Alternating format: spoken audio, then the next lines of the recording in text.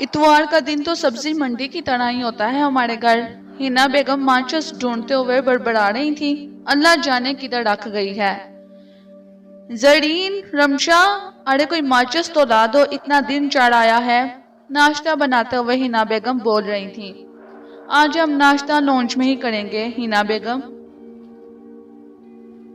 سرمد آگا نے وہیں سے آواز لگاتے ہوئے کہا، بچے گند بہت ڈال دیتے ہیں، وہاں سب ٹیبل پر ہی آ جائیں۔ ساتھ ساتھ دیتی جاؤں گی۔ نہیں ہینا بیگم، آج ہم سب ایک ہی ساتھ ناشتہ کریں گے، کیونکہ میں نے ایک اہم بات کرنا چاہتا ہوں سب سے، اور میں چاہتا ہوں سب کے تاثرات بھی جان سکوں، تو ناشتہ یہیں لے آئیے۔ سرمد آگا، سمد آگا اور سلیمان آگا تینوں بھائی ایک ہی گھر میں خوش و خرم زندگی گزار رہے تھے۔ تینوں بھائیوں کے 3-4 بچے، کل ملا کر 17 فیملی ممبر تھے۔ ناشتے کے دوران سرمد آگا نے ایک عجیب و غریب اعلان کر دیا، میں زرین کی شادی اپنے فارم ہاؤس میں ہی کروں گا۔ کیا؟ سب کے منہ حیرت سے کھل گئے۔ یہ کیسا مذاق ہے زرین کے بابا؟ ہینا بیگم نے خفگی سے کہا۔ بچوں میں سے کچھ نے مخالفت کی اور کچھ نے خوشی کا اظہار کیا۔ سمد آگا اور سلیمان آگا نے بڑپور تائید کی کہ یہ فیصلہ بالکل صحیح ہے۔ سعد اور ذیشان نے بھی خوشی کا اظہار کیا، جبکہ رمشا، عفت رانی اور سائمہ نے خوب شور ڈالا۔ نہیں تایا جی نہیں، پلیز نہیں، ہم نے سنا ہے کہ فارم ہاؤس میں کسی چیز کا سایہ ہے، جنوں کا ذکر بھی سنا ہے ہم نے، اور وہ ہے بھی بے حد دور، جنگلوں کے وسط میں، دور دور تک کوئی گھر بھی نہیں ہے وہاں، لوگوں نے کہانی بنائی ہوئی ہے، ایسا ویسا کچھ بھی نہیں وہاں پر۔ سرمد آگا نے جواب دیا۔ لیکن تایا جی، ہینا تائی جی نے ہمیں بتایا تھا کہ زرین جس کمرے میں پیدا ہوئی تھی اس کمرے میں کوئی تھا، اور اس کمرے کو ہمیشہ کے لیے لاک کر دیا گیا تھا تاکہ جو کوئی بھی ہے اس کے اندر ہی رہے، باہر نہ آ سکے۔ رمشا نے بتایا، بیٹا آپ کی تائی جی کی بنائی ہوئی باتیں ہیں یہ، میں نے خود یہ دروازہ کھولا تھا، کچھ ضروری سامان رکھا اور پھر بند نہیں کیا، ابھی تک تو کچھ نہیں ہوا۔ پر وہ تو اتنا دور ہے، اگر ہمیں کسی چیز کی ضرورت پڑ گئی تو کون 3-4 گھنٹے کا سفر کر کر آئے گا لینے؟ اس جنگل بیابان سے ہمیں کچھ ملنے والا بھی نہیں۔ بیگم سلیمان نے بھی مداخلت کرتے ہوئے کہا تھا، ہم سوچ سمجھ کر اپنا سارا سامان لے کر جائیں گے، اور پھر بھی اگر کچھ رہ گیا تو ہم پھر گزارا کر لیں گے اس کے بغیر۔ سمد آگا نے خواتین کو سمجھاتے ہوئے کہا کہ اس میں آپ لوگوں کا ہی فائدہ ہے، ہمارا یہ گھر چھوٹا ہے، مہمان بہت ہو جائیں گے، فارم ہاؤس اتنا بڑا ہے کہ سب مہمان آ جائیں گے اور مسئلہ بھی نہیں ہوگا، کم سے کم 150 لوگ تو خاندان کے ہی ہو جائیں گے، ہم 3 بھائی اور 2 بہنیں اور ہمارے سسرال۔ سمد آگا نے تفصیل سے بتایا تو خواتین نے اسی میں بہتری جانی، اور بالاخر سب اس بات پر راضی ہو گئے کہ زرین کی شادی فارم ہاؤس پر ہی کی جائے۔ کل ملا کر ہم 4 دن وہاں رہیں گے۔ ہم 3 حصوں میں فارم ہاؤس جائیں گے۔ سب سے پہلے میں، سعد، رضی اور سمد پہلے جائیں گے اور فارم ہاؤس میں کچھ صفائی کروا دیں گے اور پورے فارم ہاؤس میں روشنیاں، کمکمے لگوا دیں گے۔ سرمد آگا نے کہا، اس کے بعد پوری فیملی اور آخر میں سلیمان، ذیشان اور فیضی آئیں گے تاکہ کسی چیز کی ضرورت پڑے تو یہ لیتے آئیں۔ پوری پلاننگ کے ساتھ گئے تو کوئی مسئلہ نہیں ہوگا انشاءاللہ۔ سرمد آگا نے پورا پروگرام بتا کر سب کو مطمئن کر دیا۔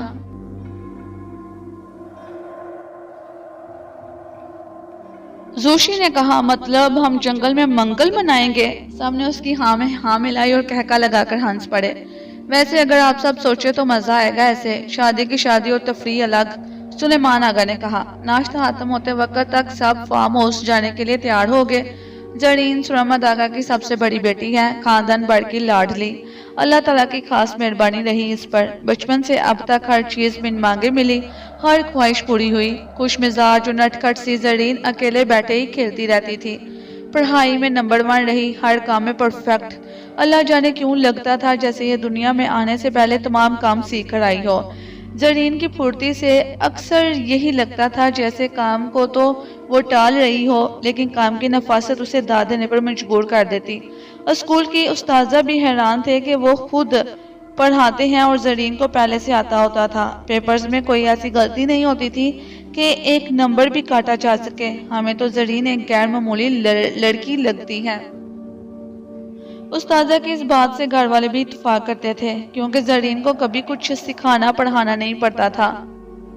ہر کام میں وہ ماہر تھی اور پھرتی سے کرتی تھی، اس کا مقابلہ کرنا انتہائی مشکل ہوتا۔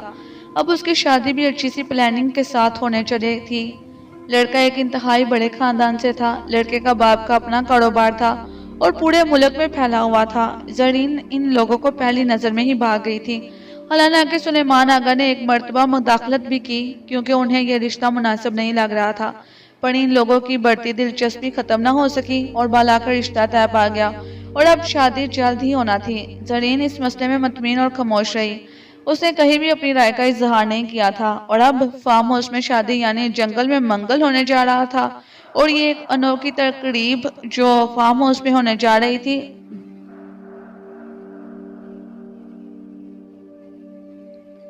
پروگرام کے مطابق اگلے اتوار کی صبح 8 بجے سرمد آغا، سمد آغا اور سمد آغا کے بیٹے رضی اور سعد کچھ ضروری سامان کے ساتھ فارم ہاؤس نکل پڑے۔ ہینا بیگم سمد نے 3-4 سالن بنا دیے تھے ساتھ لے جانے کے لیے، اور روٹیاں راستے میں کسی بھی تنور سے لی جا سکتی تھیں۔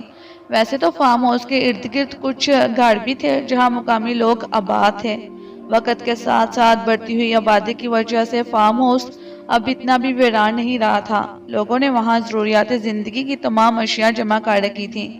اندازہ تو یہی تھا کہ 12-1 بجے کے قریب وہاں پہنچ جائیں گے۔ موسم خاصا خوشگوار تھا، دھوپ جسم کو حرارت بخش رہی تھی، جس سے سفر خاصا خوشگوار لگنے لگا۔ فارم ہاؤس جانے والے راستے بھی صاف ستھرے اور سڑک کشادہ تھی۔ فارم ہاؤس پہنچ کر کیا کیا کام کریں گے، اس موضوع پر چاروں باتیں کرتے ہوئے جا رہے تھے۔ تینوں بھائیوں کا مشترکہ فارم ہاؤس 6 کنال کے رقبے پر مشتمل تھا۔ اس میں عورتوں اور مردوں کے لیے الگ الگ پورشن تھے۔ دونوں اطراف میں 12 کمرے، ملحقہ باتھ روم، جبکہ ان دونوں پورشنوں کا لاؤنج جو مشترکہ تھا۔ ملازمین کے لیے 3 کمرے الگ سائٹ پر بنائے گئے تھے۔ وہاں پہنچنے کے بعد تمام کمروں کی جھاڑ پونچھ، صفائی کروانا، پھر پورے فارم ہاؤس میں بتیاں لگانا، بسترے، کچن وغیرہ سب کام شامل تھے۔ گھر سے نکلے 1.5-2 گھنٹے ہو چلے تھے۔ اب کچھ بھوک کا احساس ہونے لگا تو راستے میں کسی ایک ہوٹل کے قریب گاڑی کھڑی کر سعد نے روٹی لی اور گاڑی میں بیٹھے بیٹھے سب نے کھانا کھایا۔ کھانا کھانے کے فوراً بعد پھر اپنی منزل کی جانب گامزن ہو گئے۔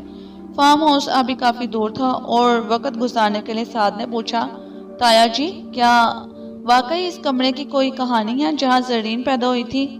کچھ کہہ نہیں سکتا یار، 20 سال گزر گئے اس بات کو۔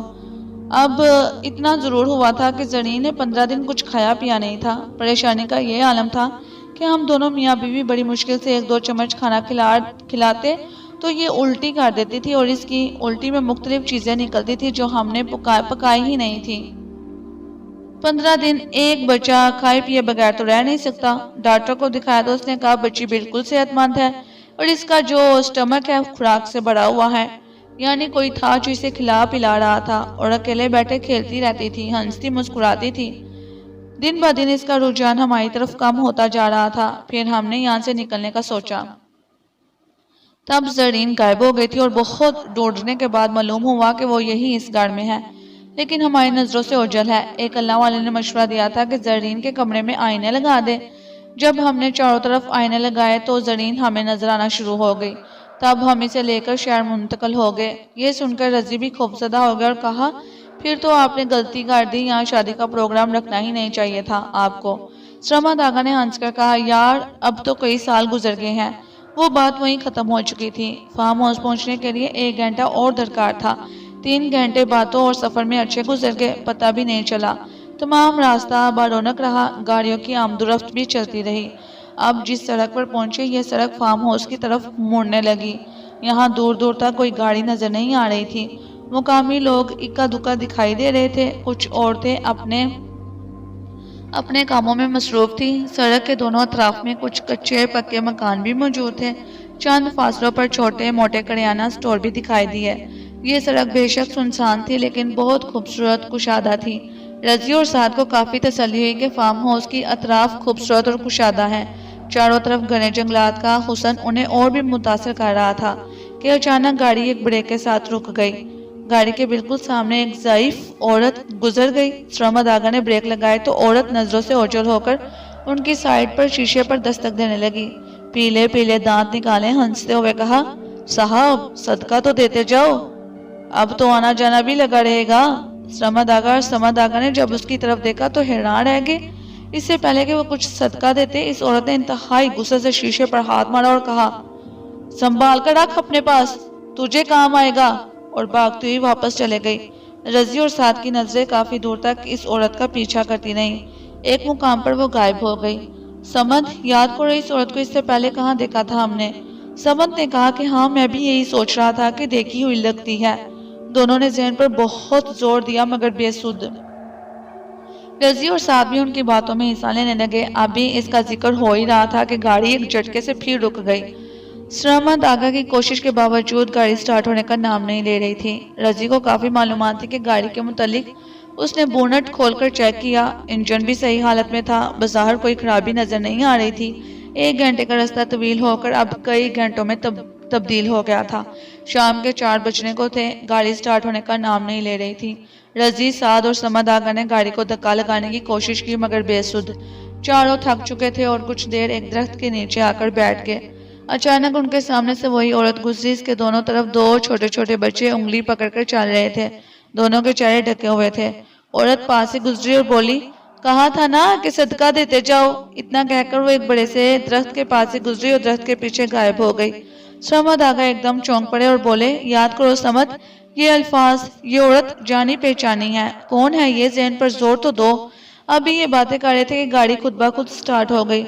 चारों ने एक दूसरे को हैरत से देखा और गाड़ी की तरफ चल पड़े। गाड़ी में बैठते ही रजी ने कहा, ताया जी, मेरी माँ ने तो फार्म हाउस में शादी का प्रोग्राम ही खत्म कर दें। मुझे यकीन हो चला है कि कोई ना कोई मसला जरूर होगा। समद आगा ने कोई जवाब नहीं दिया और चुपचाप ड्राइव करने लगे और दिल में सोच रहे हैं कि रजी सही कह रहा है, पर मुझे क्यों ऐसे महसूस हो रहा है जैसे मुझे कोई ताकत खींचे जा रही हो। अब उन्हें फार्म हाउस पहुंचने की जल्दी थी ताकि अंधेरा फैलने से पहले पहले अपने ठिकाने तक पहुंच जाए। सड़क तमाम रास्ता साफ सुथरी और कुशादा रही। इसके बावजूद सफर तवील होता जा रहा था। समद आगा ने ख्याल ज़ाहिर किया कि कहीं हम रास्ता तो नहीं भटक गए, क्योंकि दोनों लंबे अरसे तक यहाँ नहीं आ सके थे। ड्राइव के दौरान बार बार उनकी नजरों से एक ही बोर्ड गुजर रहा था। पेट्रोल की सुई भी आखिर तक पहुंचने का इशारा दे रही थी। बात समझ से बाहर होती जा रही थी कि ऐसा क्यों हो रहा था।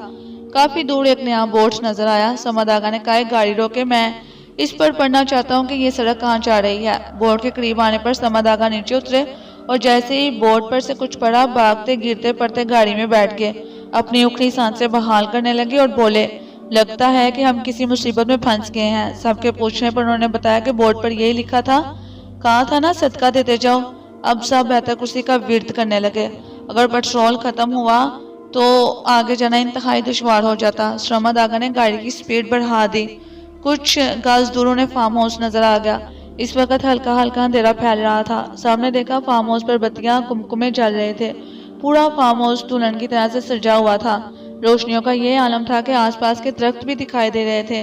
फार्म हाउस की खूबसूरती ऐसी थी जैसे बिल्कुल नया नया तमीर किया गया हो। चारों की आंखें फटी की फटी रह गई थीं।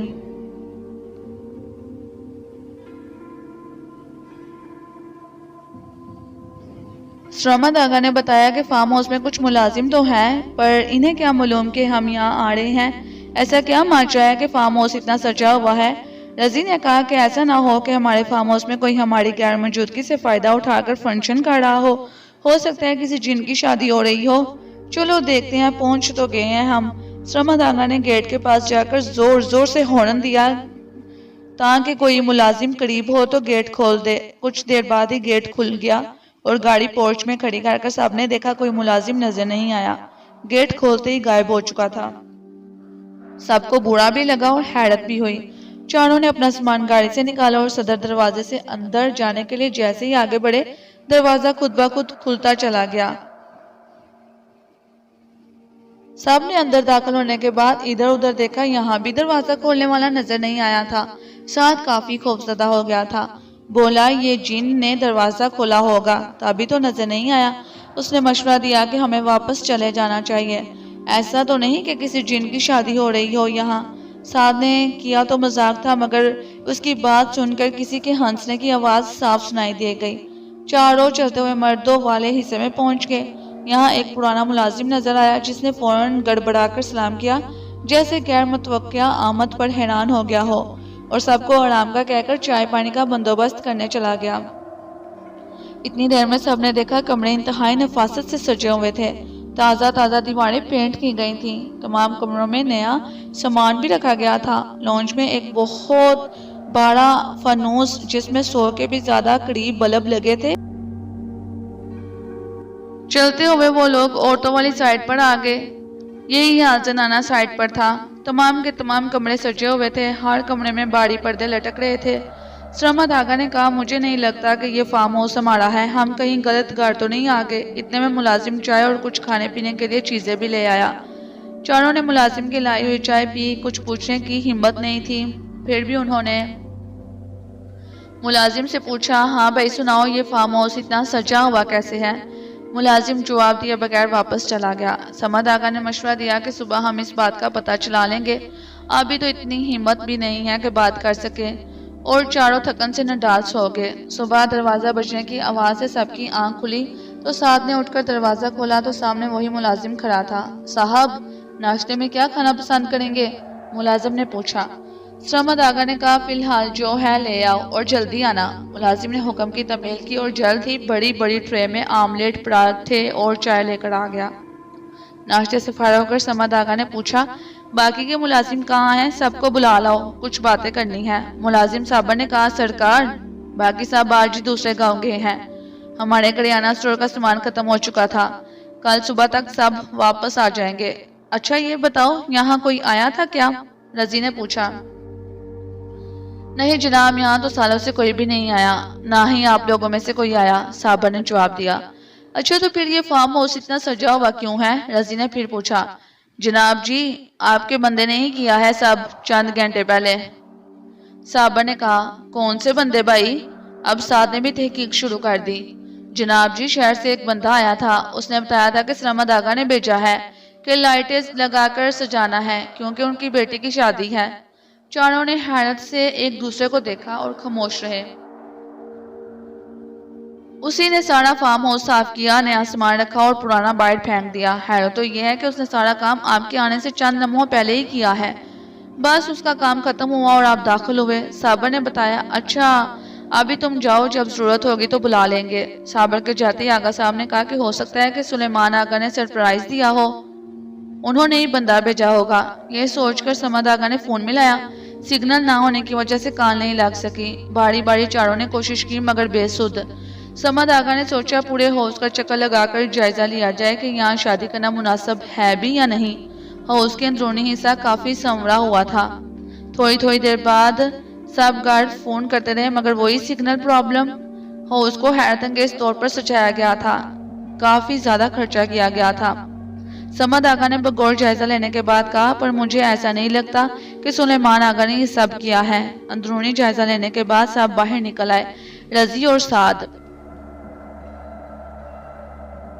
तेज तेज पूरे हिस्से को देख लेना चाहते थे। सुबह की रोशनी में फार्म हाउस किसी पहले से कम नहीं लग रहा था। अब उनका खौफ भी खत्म हो चुका था। बस एक हल्की सी बेचैनी के इसे इतना सजाया गया है, काबुड़ क्यों? इन सबको यकीन था कि यह सुलेमान आगा ने ही सरप्राइज दिया है और फोन पर बात कर लेने के बाद मुतमिन हो जाएंगे। चलते चलते साद और रजी हाउस की बिल्कुल पिछली समत तक पहुंच गए। यहाँ लाइन से घने दरख्त लगे थे, खारदार झाड़ियां भी मौजूद थीं। ये साइड इंतहाई खौफनाक मंजर पेश कर रही थी। इसी साइड पर कोई हद नहीं थी और सामने घने जंगलात साफ नजर आ रहे थे। दरमियान में सिर्फ एक बार थी जिसे आसानी से फलांगा जा सकता था। रजी और साद चलते हुए इसी हिस्से पर पहुंच गए और अपना अपना ख्याल जाहिर करने लगे कि ये साइड खासी खौफनाक है। यहाँ से जंगल के जानवरों के आने का अंदेशा है, लिहाजा इस जगह मजबूत दीवार बना लेनी चाहिए। अभी ये जायजा ही ले रहे थे कि रजी की नजर कुछ खोदी हुई जमीन पर पड़ी, जैसे कि ताजा ताजा खोदा गया हो। दोनों जब इस जानी पड़े तो हैरत से आंखें खुल गईं, जुबान हैरान रह गई। दोनों ने एक दूसरे को बेयकीनी से देखा और कहा, क्या तुम भी वही देख रहे हो जो मुझे नजर आ रहा है? साद ने रजी की हाँ में हाँ मिलाई और वहां से सड़पट दौड़ लगा दी।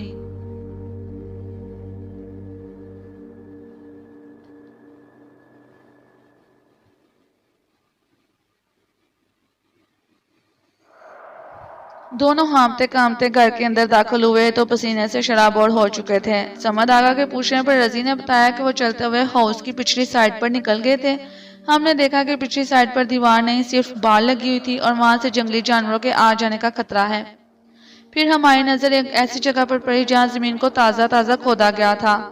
ہم وہاں تک پہنچ گئے اور دیکھا وہ 4 قبریں کھودی ہوئی تھی اور ان پر کتبے بھی لگے ہوئے تھے۔ ان کتبوں پر ہم چاروں کے نام لکھے ہوئے تھے۔ رضی بات بتاتے ہوئے تھر تھر کانپ رہا تھا، اس کی آنکھوں میں آنسو آ چکے تھے اور اس نے کہا تایا جی ہمیں یہاں سے جلد نکل جانا چاہیے، پلیز یہاں شادی کا پروگرام ختم کر دیں۔ سرمد آغا نے رضی کی بات مان لی اور واپسی کی تیاری کرنے لگے۔ انہوں نے اپنا سامان گاڑی میں واپس رکھا اور ملازم کو بلا کر کہا کہ وہ واپس جا رہے ہیں، ابھی تم ہاؤس کا خیال رکھنا۔ ملازم نے کہا جیسے آپ کی مرضی، ویسے شادی کب تک ہے؟ سب لوگ کب تک پہنچ جائیں گے؟ سمد آغا نے کہا کہ یہ جگہ کافی دور ہے، ہم یہاں شادی نہیں کر سکتے۔ صابر پرسرار ہنسی ہنسا اور کہا مگر سر یہاں تو تیاریاں مکمل ہیں۔ کیا مطلب ہے تمہارا تیاری مکمل ہے؟ رضی نے چڑھ کر کہا تو ملازم نے جواب دیا مہمان تو بس پہنچنے والے ہیں اور آپ واپس جا رہے ہیں۔ رضی کو غصہ تو بہت آیا پر اس کی بات کو اگنور کر کر سب نے گاڑی میں سامان رکھا اور واپس جانے کے لیے بیٹھ گئے۔ گاڑی گیٹ سے باہر نکلی ہی تھی کہ سامنے سے وہی عورت آتی دکھائی دی۔ اس نے ہاتھ میں دودھ سے بھری ہوئی بالٹی اٹھا رکھی تھی اور وہ گاڑی کے بالکل سامنے آ کھڑی ہوئی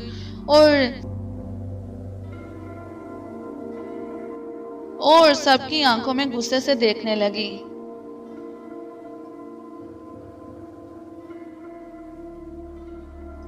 شادی تو یہیں ہوگی اور کہکا لگاتی ہے اس کے اندر چلے گئی۔ سرمد آغا سب سے زیادہ پریشان، یہاں کس طرح سے پتا چلے کہ شام شادی کی نیت سے آئے تھے؟ کیسے سب کو پتا ہے؟ اتنا کہنا تھا عورت کا کہ گاڑی رک گئی اور لاکھ چاہنے کے باوجود گاڑی دوبارہ سٹارٹ نہ ہو سکی۔ پیٹرول بھی ختم ہونے کو تھا۔ سمد آغا نے صابر کو بلایا اور پوچھا یہ عورت کون ہے جو ابھی یہاں سے گئی ہے؟ صابر نے لا علمی سے کہا صاحب یہاں ہم ملازمین کے علاوہ کوئی بھی نہیں آتا، کئی سالوں بعد تو یہاں کی صفائی ہوئی ہے، ہم کبھی کبھی اپنے گھر والوں کو لے آتے ہیں مگر وہ بھی چند دنوں کے لیے۔ اچھا یہ بتاؤ پیٹرول کا کیا کیا جائے اور کوئی گاڑی مکینک ہے نظر میں؟ صابر نے کہا میں ابھی فون کر کر پیٹرول کا کین منگوا دیتا ہوں۔ رضی یکدم بولا کیا تمہارا فون یہاں کام کرتا ہے؟ ہم سب کے فون کیوں نہیں کام کر رہے؟ صابر نے اپنا فون نکال کر کہا کہ صاحب اس سے کال کر لیں۔ سمد آغا نے جلدی جلدی سے گھر کا نمبر ملایا۔ ہینا بیگم نے فون پر سلام کیا۔ سمد آغا نے کہا کہ ہم واپس آ رہے ہیں آج ہی، مگر ہینا بیگم ہیلو ہیلو ہی کرتی رہی۔ ساتھ ہی انہوں نے خبر سنا دی کہ کل صبح سب خواتین اور بچے فارم ہاؤس جانے کے لیے نکل پڑیں گے اور شام تک پہنچ جائیں گے۔ ہینا بیگم کی بات سن کر سمد آغا نے فون پر بات کرنا چاہی تو ہینا بیگم یہی کہتی رہی آغا جی سرگوشیاں مت کریں، اونچا بولیں آواز نہیں آ رہی۔ بال آ کر تانگ آ کر سمد آغا نے فون بند کر دیا۔ اب تو واپس جانے کا سوال ہی پیدا نہیں ہوتا تھا، بچے بھی کل پہنچ جائیں گے۔ سرمد آغا نے انتہائی پریشانی میں کہا۔ گاڑی کو دھکا لگا کر واپس پورچ میں لگا دیا گیا۔ مرتا کیا نہ کرتا، اب چاروں نے گھر کے چپا چپا دیکھنے کی ٹھان لی۔ ہاؤس کے دوسرے ملازمین بھی سامان لے کر واپس آ گئے تھے جس سے سب کو کچھ تسلی ہوئی تھی۔ ملازمین کے ساتھ تمام کمروں کی لاؤنج، واش روم، گرز چپا چپا دیکھا گیا۔ جو قبریں رضی اور سعد کو نظر آئی تھی وہ بھی غائب ہو گئی تھی۔ سعد چلتے چلتے ایک کمرے میں گھس گیا۔ یہاں آ کر اس کا دماغ معاف ہو گیا تھا، سوچنے سمجھنے کی صلاحیت ختم ہو گئی تھی۔ وہ پاگلوں کی طرح سے دیواروں کو گھورتا رہا۔ رضی بھی اسے ڈھونڈتے ہوئے ادھر آ نکلا۔ کمرے میں گھستے ہی رضی کا بھی یہی حال ہو رہا تھا۔ رضی چاروں طرف گھوم گھوم کر دیواروں پر گھورتا رہا۔ دونوں ایک دوسرے سے کچھ بھی نہیں کہہ پا رہے تھے کہ ایسے کیسے ہو سکتا ہے۔ کافی دیر بعد سمد اور سرمد آغا بھی ادھر آ نکلے۔ ان دونوں کا بھی حال رضی اور سعد سے مختلف نہیں تھا۔ سرمد آغا نے ساڑ پکڑ لیا اور پاس پڑے ہوئے بیڈ پر گر پڑے۔ کمرے کی چاروں دیوار پر زرین کی تصویریں بچپن سے لے کر اب تک کی اور جتنی سالگرہ اس کی زندگی میں آئی تھی جو اس نے اپنے گھر منائی سب یہاں لگی ہوئی تھی۔ حیرت تو اس بات کی تھی کہ زرین کے علاوہ کوئی اور ان تصویروں میں نہیں تھا سوائے ایک دھندلے سائے کے، وہ تقریباً ہر تصویر میں دکھائی دے رہا تھا۔ سرمد آغا نے سمد آغا، رضی اور سعد سے کہا یار کوئی ترکیب سوچو کہ ہم گھر والوں کو یہاں آنے سے روک سکیں۔ مجھے لگتا ہے کہ کچھ برا ہونے والا ہے۔ مجھے یوں لگتا ہے کہ میں نے یہاں شادی کرنے کا فیصلہ کیا نہیں، مجھ سے کروایا گیا ہے۔ مجھے خود بھی محسوس ہو رہا تھا کہ ایسا ممکن نہیں۔ سب نے ایک مرتبہ پھر کارڈ فون میں لانے کی کوشش کی، پھر وہی کہ سگنل کا مسئلہ۔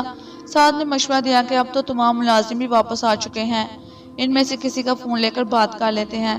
اب یہاں کے پرانے ملازم کو بلایا گیا، اس کے فون سے نمبر ملایا گیا۔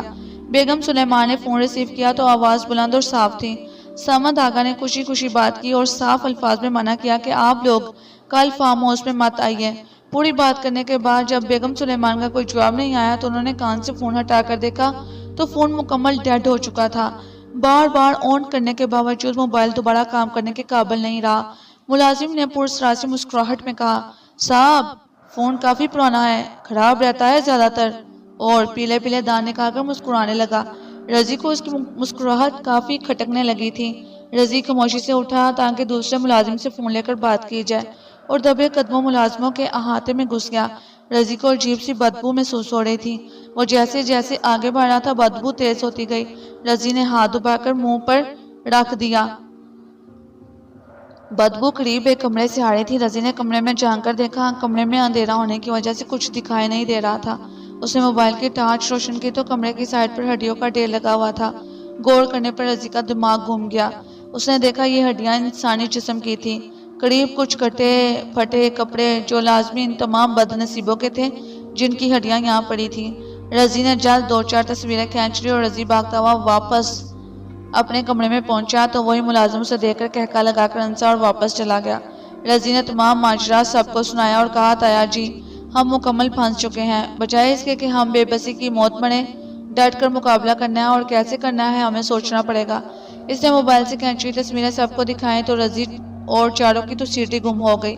انہوں نے دیکھا پہلی تصویر میں ہڈیوں کے ڈھیر کے پاس کوئی عورت بیٹھی ہوئی تھی، اس کے منہ میں بھی ہڈی تھی، اور دوسری تصویر میں وہ ڈر کر دیوار کے ساتھ ایسی چپکی ہوئی تھی کہ اس کی ٹانگیں زمین سے تقریباً 2 فٹ اونچی تھی اور اس کے منہ کے ساتھ خون لگا ہوا تھا۔ رضی نے کہا، اگر مجھے معلوم ہوتا تو میں شاید اس طرف کا رخ بھی نہیں کرتا، اور میں پورے یقین سے کہہ سکتا ہوں کہ تمام ملازمین بھی انسانوں کے روپ میں جن ہی ہیں۔ رضی کی بات سے سب نے اتفاق کیا۔ ساتھ کے آنسو خوف و ہراس سے لگاتار نکلنا شروع ہو گئے۔ جیسے جیسے رات قریب آتی گئی سب کی بے چینی بڑھنے لگی تھی کہ صبح سب لوگ آگے تو کیسے سنبھالیں گے۔ اتنے میں صابر کھانا لے کر پہنچ گیا۔ چاروں نے صابر کا سر سے پاؤں تک جائزہ لیا۔ چاروں نے بھی محسوس کیا کہ صابر زیادہ تر خاموش رہتا تھا۔ ٹھنڈ اور دن بھر کی تھکن سے بھوک کافی محسوس ہو رہی تھی۔ کھانے میں دال اور تنور کی روٹیاں پکی تھیں۔ سعد نے کہا کہ یہاں تنور بھی ہے، حیرت ہے ہمیں نظر کیوں نہیں آیا۔ صابر نے مسکرا کر کہا، فارم ہاؤس سے باہر نکل کر تھوڑا گھومے پھریں، آپ کو نظر آ جائے گا۔ سب کو شدید بھوک محسوس ہو رہی تھی اور کھانا کھانے لگے۔ رضی کو کھانا کھانے کے دوران منہ میں کوئی سخت چیز محسوس ہوئی تو ہڈی تھی۔ اس نے بے دھیانی سے ہڈی کو پلیٹ کی ایک سائڈ پر رکھ دیا۔ اچانک سمد آغا کی نظر پڑی تو وہ انسانی ہاتھ کی انگلی کی ہڈی تھی۔ انہوں نے ہڈی کا بغور جائزہ لیا اور یکدم کھانے سے ہاتھ رو کر ابکائیاں لینے لگے۔ باقی تینوں بھی سمجھ چکے تھے کہ انہیں انسانی گوشت کھانے کو دیا گیا۔ سمد آغا غصے کی حالت میں کھڑے ہوئے اور کہا کہ صابر کی خبر لینی چاہیے۔ انہوں نے صابر کو آواز دی لیکن وہ واپس نہیں آیا۔ چاروں ایک ساتھ پرعزم ارادے سے اٹھے کہ اس طرح سے سسک سسک کر نہیں مرنا۔ اگر کل گڑھ والوں کا آنا نہ ہوتا تو ہم پیدل ہی گھر کو نکل جاتے۔ خیر ابھی تو صابر کی خبر لیتے ہیں۔ چاروں صابر کے کمرے کی جانب گئے۔ پورا فارم ہاؤس چھان مارا، کوئی ملازم صابر کا نام و نشان بھی نہیں تھا اور نہ ہی کچن میں کچھ پکانے کے اثرات نظر آ رہے تھے۔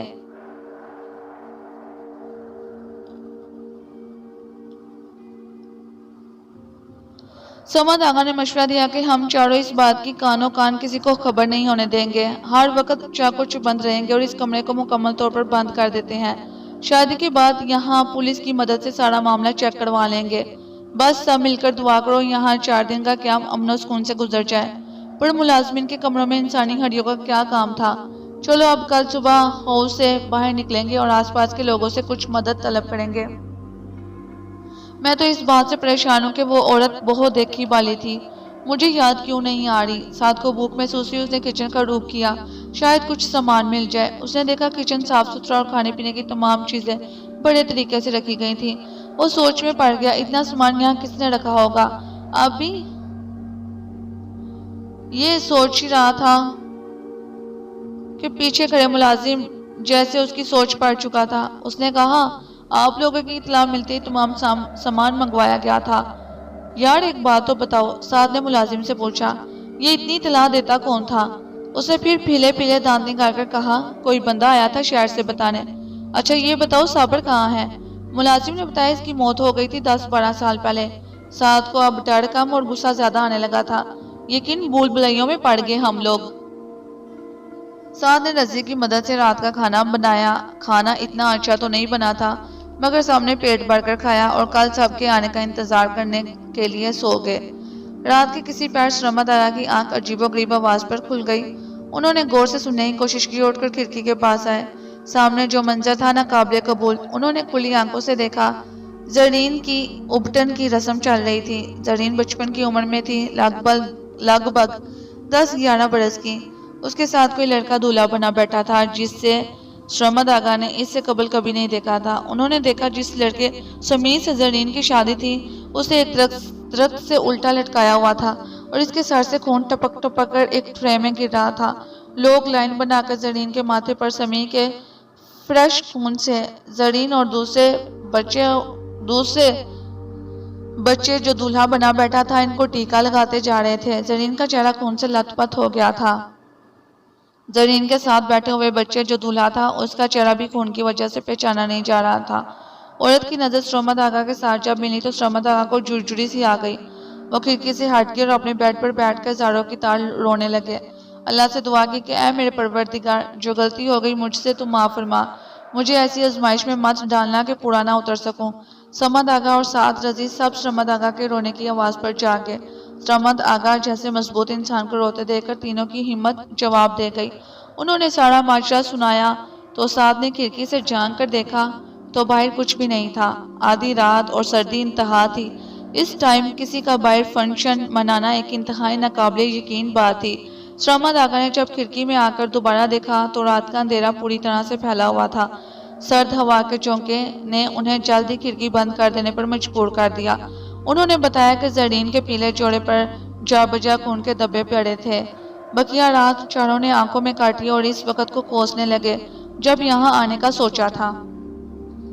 سرمد آغا نے یاد دہانی کروائی کہ صبح جس کمرے میں زرین کی تصویریں لگی ہوئی ہیں اس سے پکا تالا ڈال دیا جائے تاکہ کوئی اس کمرے کا رخ نہ کر سکے۔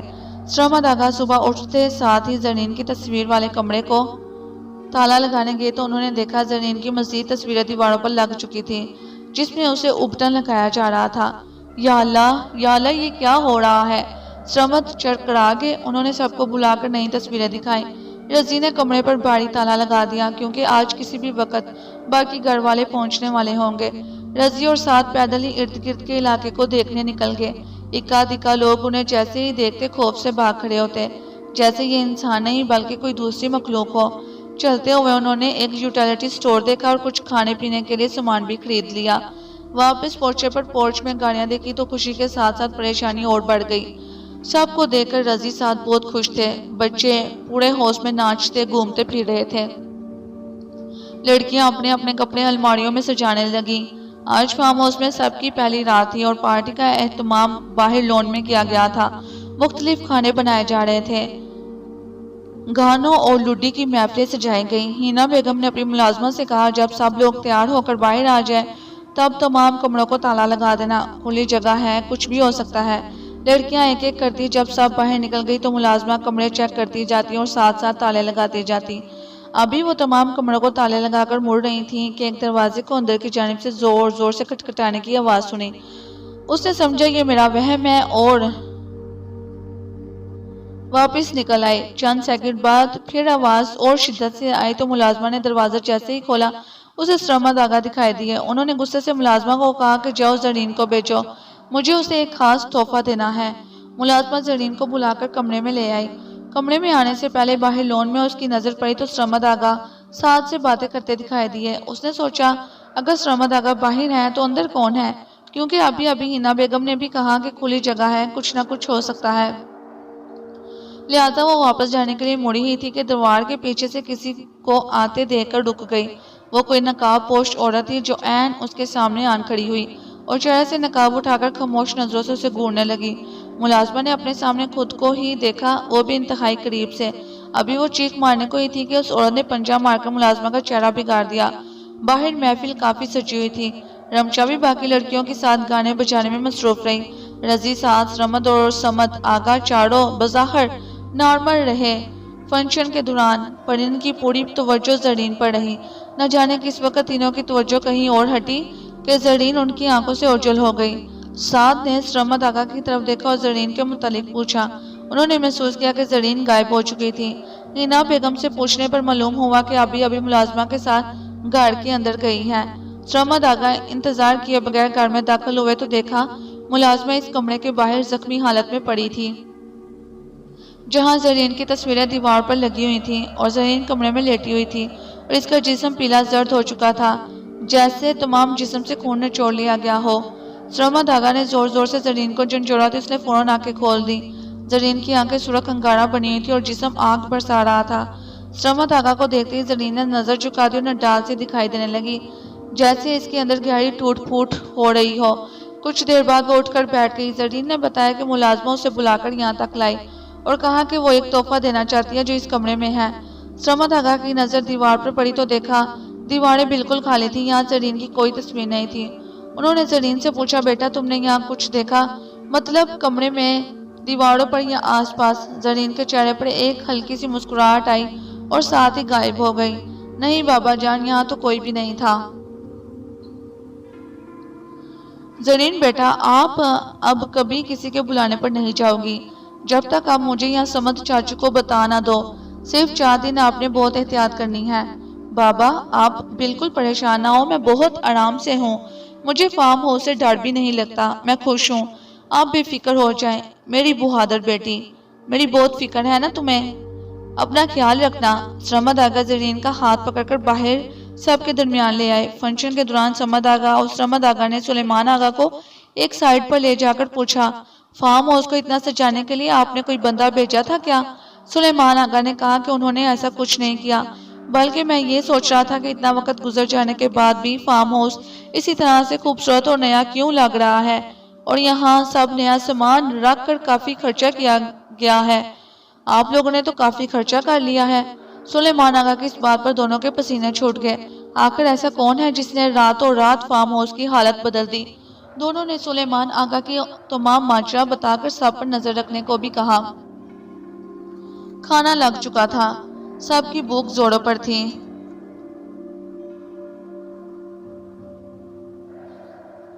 کھانا لگنے پر سب کھانے کی میز پر ٹوٹ پڑے۔ حنا بیگم کو ملازمہ کی ضرورت پڑی تو آواز دے دینے پر بھی جب نظر نہیں آئے تو وہ پریشان ہو گئی۔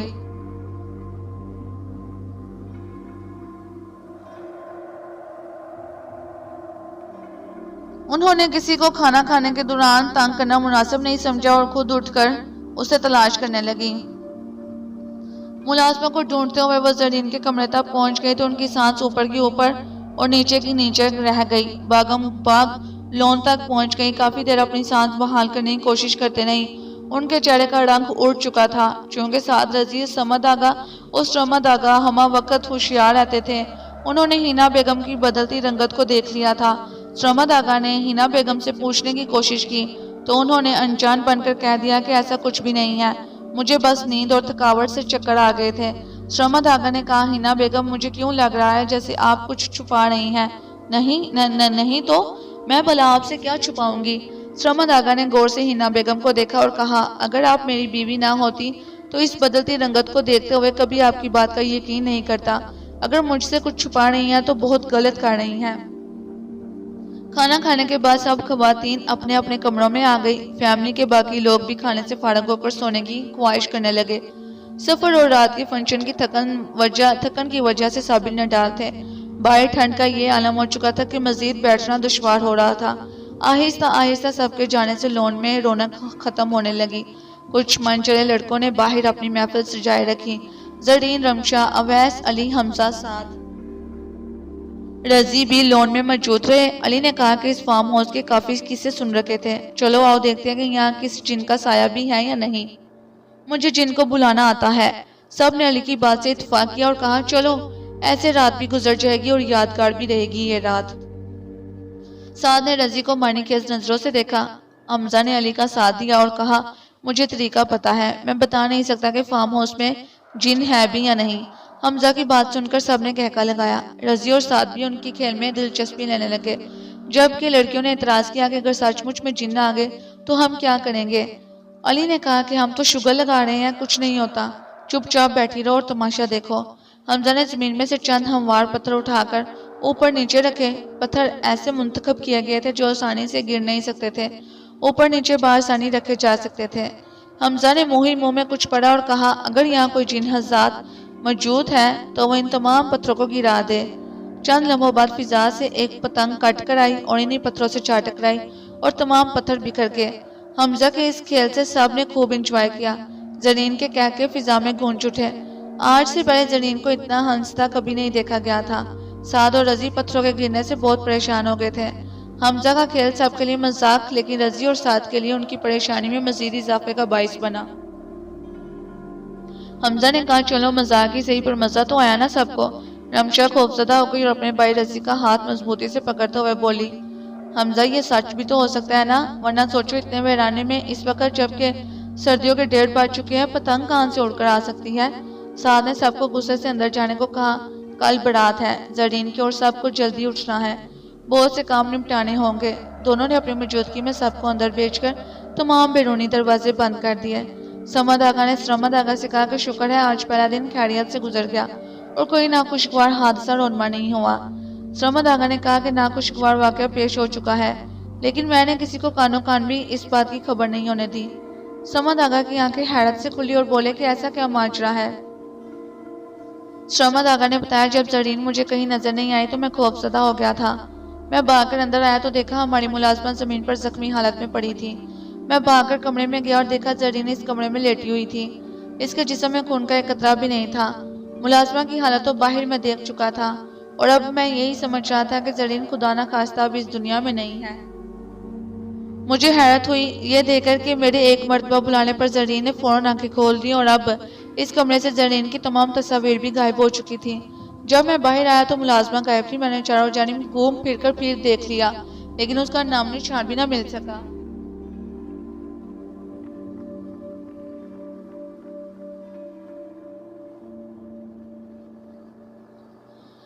فارم ہاؤس کے دوسرے دن کا آغاز ہو چکا تھا۔ صبح ہی صبح سب کو ملازمہ کی گمشدگی کی خبر مل چکی تھی، جس کی وجہ سے سب لوگوں میں چہم گوئیاں شروع ہو گئیں۔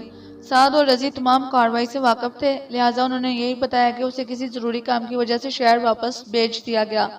حنا بیگم کو ایک عجیب سی چپ لگ گئی تھی، جسے سرمد آغا واضح طور پر محسوس کر رہے تھے۔ صبح ناشتے کے بعد سب بارات کے استقبال کی تیاریاں کرنے لگے۔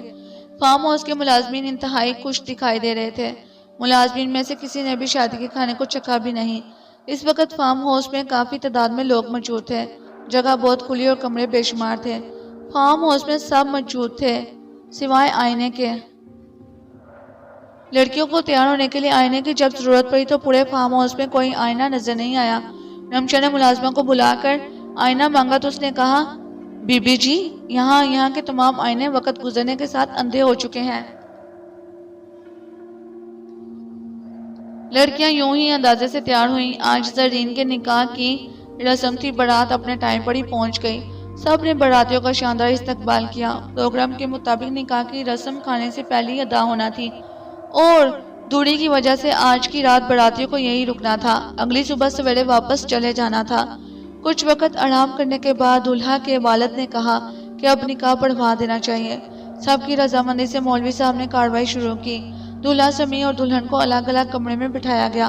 مولوی صاحب نے کہا کہ وہ سب سے پہلے دلہن سے رضامندی لینا چاہیں گے۔ دلہن کے کمرے تک پہنچ کے انہوں نے زرین سے اجازت لی تو وہ کھلکھلا کر ہنس پڑی۔ زرین کی یہ حالت سب کو بے حد عجیب اور معیوب سی لگی۔ زرین کی اجازت لے کر مولوی صاحب نے نکاح شروع کر دیا۔ آخر میں نکاح نامے پر زرین کے دستخط کروائے۔ زرین نے مختلف جگہوں پر خوشی خوشی دستخط کر دیے۔ مولوی صاحب زرین کے کمرے سے اٹھ کر دولہا کے کمرے میں آ گئے۔ 6 کلمے اور کچھ دعائیں پڑھنے کے بعد سمیع کو نکاح نامے پر دولہا والی جگہ پر دستخط کرنے کو کہا۔ سمیع اور مولوی صاحب نے دیکھا جہاں دولہے نے دستخط کرنے تھے وہاں کسی اور کے دستخط نمودار ہو گئے اور سمیع کے دستخط کرنے کی کوئی جگہ باقی نہیں تھی۔ سمیع حیران پریشان ہو کر بولا، مولوی صاحب یہ کس کے دستخط ہیں؟ یہاں تو مجھے دستخط کرنے تھے۔ مولوی صاحب بھی پریشان ہو گئے کہ ایسا کب ہوا اور کیسے ہوا۔ مولوی صاحب نے سوچا ہو سکتا ہے نکاح نامے میں پہلے کسی نے سائن کیے ہوں اور میں نے دیکھا نہ ہو۔ انہوں نے زرین کے کمرے میں جا کر نئے فارم پر زرین سے دوبارہ سائن کروائے اور وہاں سے اٹھ کر دوسرے کمرے میں جہاں سب مرد حضرات بیٹھے تھے آئے، اور جب دوبارہ سمین کو سائن کرنے کو کہا تو پھر سے وہی سائن نمادار ہو گئے۔ نکاح کی تقریب میں موجود سب لوگوں کو باری باری نکاح نامہ دکھایا گیا کہ دلہن کے نکاح کے بعد یہ سائن کاغذ پر خود بخود نمادار ہو رہے ہیں، اور ایسا دوسری مرتبہ ہوا ہے۔ تقریب میں شریک سب لوگوں نے نکاح نامے کو باری باری دیکھنا شروع کر دیا اور پریشان ہو گئے کہ یہ ماجرا کیا ہے۔ نکاح نامے کی روز سے تو زرین کا نکاح اسی سائن والے سے ہو چکا ہے۔ مولوی صاحب نے حیرانی سے کہا، اور ایسا ایک مرتبہ نہیں 2 مرتبہ ہوا ہے، اور زرین کسی اندیکھی مخلوق کے نکاح میں آ چکی ہے۔ سرمد آگا یہ خبر سن کر گش کھا کر گر گئے۔ سمد اور سلیمان آگا نے آگے بڑھ کر انہیں سنبھالا۔ تقریب میں موجود سب لوگوں کا فارم ہاؤس میں ہونے والی تمام باتیں شروع سے آخر تک بتا دی گئیں کہ ان کے یہاں پہنچنے سے پہلے پرانے اور قدیم فارم ہاؤس کو دلہن کی طرح سے سجا پایا۔ فارم ہاؤس میں آتے ہوئے ایک عورت کو دیکھا جو بار بار ان کے سامنے آتی رہی۔ اس کا کہنا یہی تھا کہ شادی تو یہی ہوگی۔ پھر فارم ہاؤس میں ایک کمرے میں زرین کی بچپن سے اب تک کی تمام یادداشتیں بما تصویروں کے دیوار پر چپسا تھیں۔ زرین کی ابٹن کی رسم میں اس عورت کا زرین اور نامعلوم دلہے کو سمیع کے خون سے ابٹن لگانا، یہ سب واقعات ہم اپنی آنکھوں سے دیکھ چکے ہیں۔ ہمیں معلوم ہے کہ یہ ایسی باتیں ہیں جن کو ماننا سب کے لیے ناممکن ہے، پر ایسا ہی ہوا ہے۔ سرمد آگا نے سب سے التجا کی کہ ابھی اس وقت ہم سب کو فارم ہاؤس سے نکل جانا چاہیے اور ہم شہر جا کر زرین کا دوبارہ سے نکاح کروائیں گے۔ سب نے سرمد آگا کی بات سے اتفاق کیا اور جانے کی تیاری کرنے لگے۔ 1 ہی گھنٹے میں جانے کی تیاری مکمل ہو گئی۔ سب گاڑیوں میں بیٹھ گئے۔ سرمد آگا نے زرین کو اپنی گاڑی میں اپنے ساتھ ہی بٹھانا چاہا تو وہ اسے لینے کمرے میں پہنچے تو زرین غائب تھی۔ پورے فارم ہاؤس میں زرین کا نام و نشان بھی نظر نہیں آ رہا تھا۔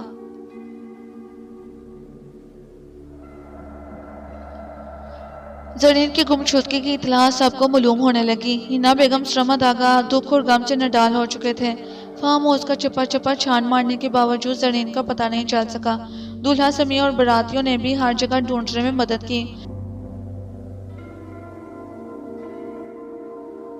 رات کے سب تھک کھا کر فارم ہاؤس میں واپس آ گئے۔ پریشانی اور دکھ سے سرمد آگا کی حالت تشویشناک ہوتی جا رہی تھی۔ سعد اور رضی نے کچھ لوگوں کو ساتھ لیا اور ملازموں کو اس کمرے میں پہنچ گئے جہاں انسانی ہڈیوں کا انبار لگا ہوا تھا۔ وہیں انہوں نے ملازمہ کے پھٹے کپڑے دیکھے اور یقین کر لیا کہ اس کی ہڈیاں بھی یہاں سے ہی ملیں گی۔ رضی کو شک تھا کہ کہیں زرین کے ساتھ بھی ایسا حادثہ نہ ہوا ہو۔ یہ سوچ کر اسے جڑجڑی سی آ گئی اور اس کی آنکھوں سے آنسو نکل پڑے۔ ساری رات کے گزر جانے کا کسی کو احساس تک نہ ہوا۔ صبح کی روشنی میں ایک مرتبہ پھر سب زرین کو ڈھونڈنے نکل کھڑے ہوئے۔ واپسی پر سب نے دیکھا فارم ہاؤس کی روشنیاں، کمکمے، وہ رونق، قیمتی سامان سب ختم ہو چکے تھے۔ فارم ہاؤس اپنی اسی پرانی اور بوسیدہ حالت میں آ چکا تھا۔ ارد گرد کچھ گھر بھی دکھائی دینے لگے۔ فارم ہاؤس میں ایک ایک لمحہ صدیوں پر محیط دکھائی دینے لگا۔ سمیع کے دل میں کچھ شک سا آنے لگا۔ وہ اکیلے ارد گرد کے علاقے دیکھنے نکل گیا۔ چلتے چلتے وہ جنگل کی طرف بڑھنے لگا۔ جنگل کے بیچ جا کر اسے گھنگرو کی آواز آنے لگی۔ سمیع نے آواز کو سن کر اس سمت چلنا شروع کر دیا۔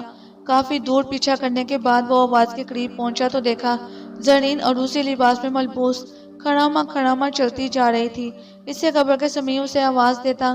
زور کی نماز کا وقت ہو چلا تو مولوی صاحب نے فارم ہاؤس کے لون میں اذان دی اور سب کو نماز کے لیے اکٹھا کیا۔ تمام لوگوں نے صفیں باندھ دی۔ مردوں کی صفوں میں سے پیچھے خواتین نے بھی اپنی صفوں میں ترتیب دی اور سب نے بعد جماعت نماز ادا کی۔ نماز کے بعد مولوی صاحب نے سرمد آقا سے کہا، آپ لوگوں کی باتوں سے اور زرین بیٹی کے اس طرح سے غائب ہو جانے سے صاف ظاہر ہے کہ اس فارم ہاؤس میں جنات موجود تھے، اور اب اس فارم ہاؤس کی حالت بھی یہی کہہ رہی ہے کہ یہاں ایسی مخلوق آباد تھی۔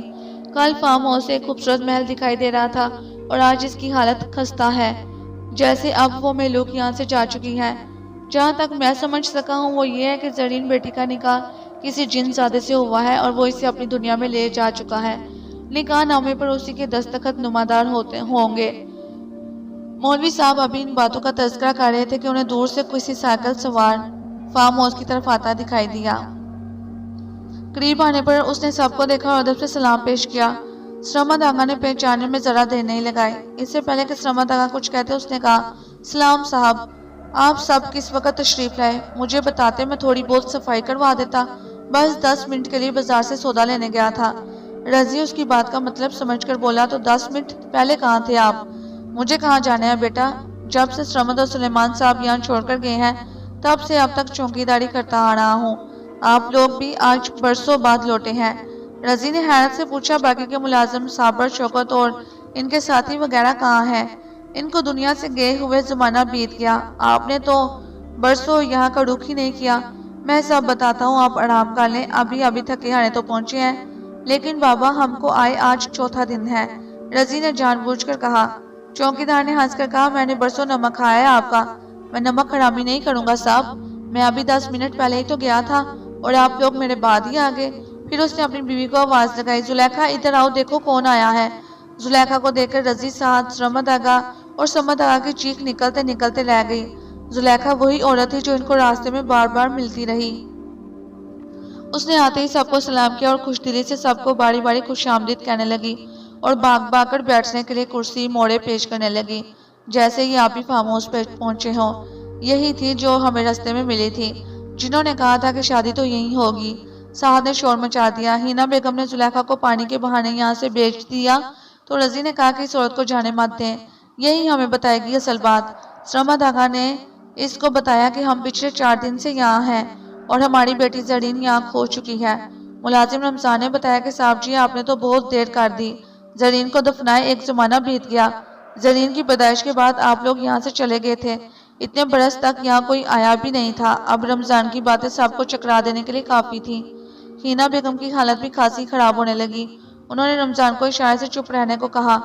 فارم ہاؤس سے زرین کے بغیر میں یہاں سے ہرگز نہیں جاؤں گا، سرمد آغا نے روتے ہوئے کہا تھا۔ انہوں نے رمضان کو مختصر ساری بات بتا دی۔